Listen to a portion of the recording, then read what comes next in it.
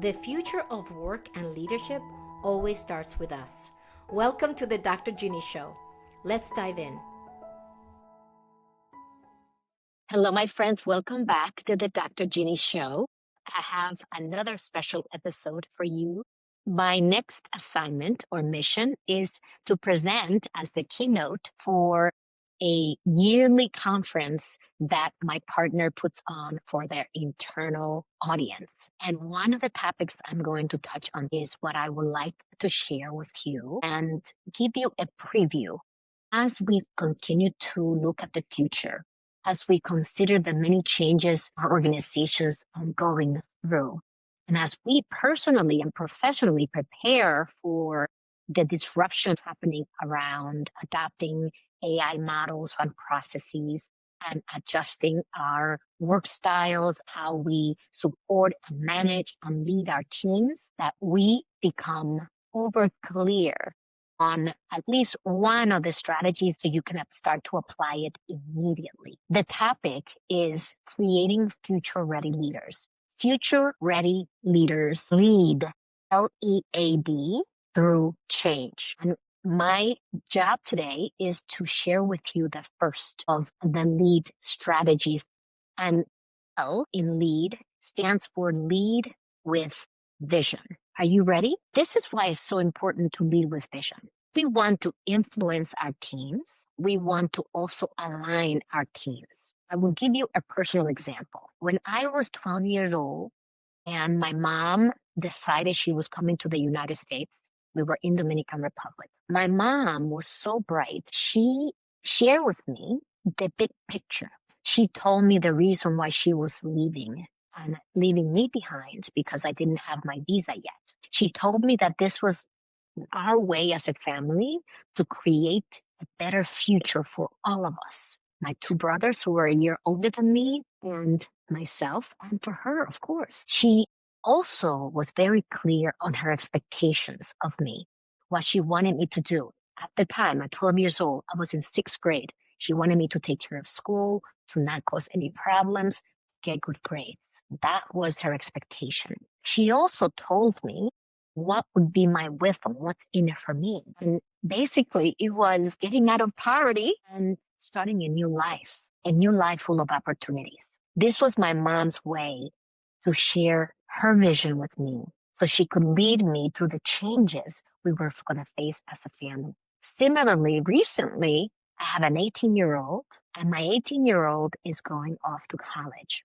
We moved him in a couple of days ago. And as he was getting ready to leave, I also sat him down and I told him about what he's doing for his life, the foundation he's building for his future professional career, and how his life would be so enriched by the people he would meet at school, the professors that would pour into him, and the experiences he was going to gain throughout this next 4 to 5 years as he becomes whatever he decides to study. Of course, I also had the conversation about make sure whatever you study is in demand because we need to get a job when you graduate. The vision that I share with my son while telling him the big picture, how this would create a foundation as well as how it would be beneficial for his future and his future family, I created a target for our son. I created the same target for him that my mother created for me when I was 12 years old. Having a vision and leading with vision helps your team align with you around why is this meaningful to us as a person, as a team, as an organization, and for the impact that we are having in the world. When you break it down, leading with vision has the two components that I already mentioned. The first one is to share and communicate the why. I know we've heard this from Simon Sinek, who says, always start with why something is meaningful and what's the purpose. When we share this why, people can get on board. People have a chance to align their own why, their own reason for doing the job, the project, the initiative, embarking on this, they can align those two. And when we can help people align, we are influencing them to follow our vision. versus forcing them through authority to follow the vision, which if they were to be forced to do it, typically they will not put in discretionary effort. Discretionary effort is going above and beyond the call of duty. They wouldn't be as creative and as engaged and as invested in what you're asking them to do if they're not aligned with the vision and the big picture. The second component of building future ready leaders who lead through change is who also share with your team what's in it for them. What's their rhythm? When you're able to directly connect how this initiative is going to impact the individual team member, the contributor, whether that is that they are going to gain new leadership skills, build relationships, explore a new aspect of the business. When we do this sharing and connection for them, we also enroll them. They see how their work fits into the big picture. And we know from Harvard Business Review that when people understand the why, the mission and the vision, they're more likely to be engaged as well as perform at their best. There are many benefits to leading with vision. Personally, we can apply this. Professionally, of course. Now, I don't want to seem naive as if, Ginny, it's not always enough to share the vision, to share what's in it for them. We are still going to face resistance. And I will agree with you if you were to say that to me. What gets in the way? I want to share this very simple 3-step framework that can support you in targeting, identifying, and addressing the resistance to the change. The number one is the stories and beliefs that either you have as the leader or your team members have. So let's first tackle the ones that you have. Let me share the big picture first. Every belief you have, every story you have created in your head is going to influence your behaviors. If I did not believe that what my mother was telling me was true and that we would never be able to have a better life, and that was out of the realm of possibilities for me or my family, what is the likelihood that I would follow suit and meet my mom's expectations of myself back when I was 12 years old? If I didn't believe that that was possible, I would have done whatever I wanted to do because I didn't believe it. I didn't buy into it. So what's the point of behaving and getting good grades and getting myself ready to transition to a whole new country? However, because I did believe her, I believed what she was sharing with me was honest and it was possible, I got in line and I followed suit. Similarly, how do you believe in the initiatives that you're starting? How honest and how much integrity are you having when you communicate? These are the benefits for this initiative. This is how the organization is going to benefit. This is how our clients, our stakeholders will benefit, etc.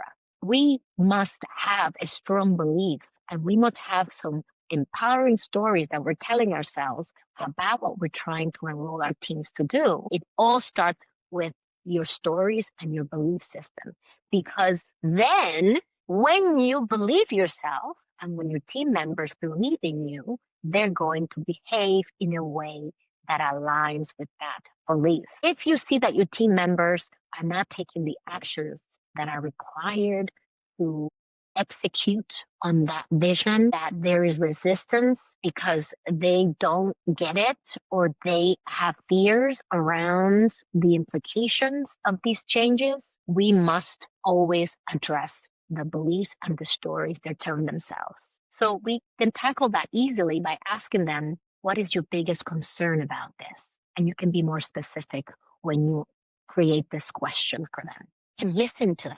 And once you listen, then you will have a much clearer understanding of what's getting in their way. Because behaviors also drive our actions. Beliefs influence our behaviors influence our actions. Once they have the right behaviors that are conducive to the vision that you are setting out to achieve, then you will see the actions that follow, which are congruent with the belief, the behavior, and ultimately the outcomes you will see. So if you are finding yourself as a leader that you are sharing the vision, you are sharing what's in it for them, and your team is not taking action, or your team is not behaving in ways which reflect that they are rowing in the same direction as you are or as you would like them to, then you must tackle and address what is underneath all of this. And most likely, it'll be the beliefs they're having. There is an incongruent or misaligned belief between what you're asking them to do and what they believe is possible. That will be a beautiful way for you to tackle the resistance to the change. In conclusion, your beliefs and stories that you or your team are telling yourselves will influence the behaviors and also will influence the outcomes you see. When outcomes are not what you want them to be, go back to what are we believing? What is a team member specifically believing about what we are doing that is creating the dissonance between the vision and the action people are taking. In the big picture of it all, when we can lead through change, when we can lead with vision, we as self-aware leaders, highly emotionally intelligent leaders, will take the time to share the big picture, to start with why, to share with the team what's in it for them, be very specific about it, and then break down the resistance by looking at the stories, behaviors, and the outcomes. And your outcomes ultimately are the drivers. If we're not able to drive the outcomes to make our businesses successful, to ensure that our team is aligned with the vision we're creating as leaders, and that also our well-being is addressed along the way so we don't experience burnout, then we need to question all of it and say, what piece of this puzzle that I've talked about today is missing, and address it from that perspective. I'm so grateful that my mother was able to pour into me at such a young age and to always lead with vision, always sharing with me, bringing me into her trusted circle and letting me know what was going on so that I can understand the big picture and trust her and not feel like she was hiding something from me and that I couldn't really follow her lead. Similarly with our teams, they need to feel like they can trust you and that they can go by the words you're saying to them because they know you have their best interest at heart, the best interest of the team and the department, the organization. Once they feel that trust, they're much more likely to enroll with you, to engage with you, and to contribute to the best of their ability. And as far as my son goes, I'm so grateful. He's also getting to his next chapter and transitioning into this beautiful part of his life. And I am super grateful for all the friends and family who have poured into him all of these 18 years of his life and who have supported me as his mother to do the best I can to lead with vision for him and not only speak words, show him what leading with vision and purpose in life and joy looks like. I'm always here to support you. All you have to do is reach out, and whether you have a leadership development session that you would like to talk with me about for your team, whether you have an event that's coming up and you're looking for a relatable and engaging speaker, I would be more than happy to connect with you. You can always find me at info@executivebound.com or simply go to drginnybarrow.com. I can't wait for the next episode. Lead with purpose, live with joy. I will see you soon. If you enjoyed today's content, I appreciate your review so others can find us and share it with your friends. And to stay in touch, join our community to receive valuable strategies and expert advice at drginnybarrow.com. See you soon.